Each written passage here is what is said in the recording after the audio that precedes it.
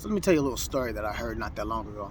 There was this pastor walking through a shopping center, and he was just going about his day, looking at things, going through stores and stuff. And then he passed by a bookstore.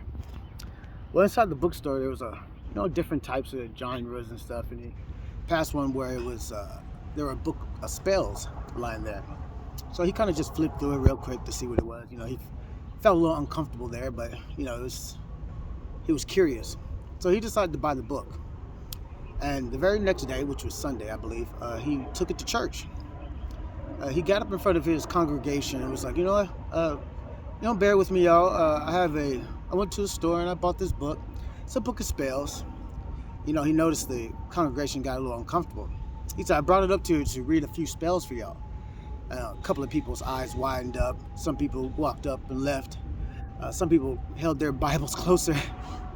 But he was looking at his congregation like, don't worry, I'm just going to read a few lines of it. And so he proceeds to open the book, and then noticed everyone was very discomfortable, was uncomfortable.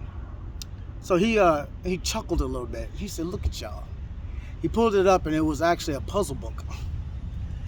He had tricked the congregation into thinking that he brought a book of spells in there, when actually he just bought a puzzle book.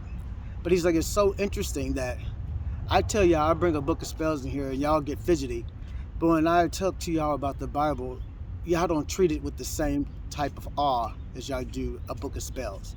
Y'all thought all kind of demons and spirits were going to pop up in here, but y'all don't treat the Bible the same way.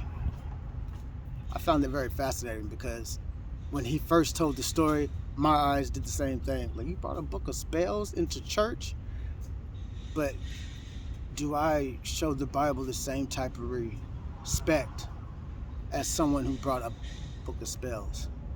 Maybe something to think about.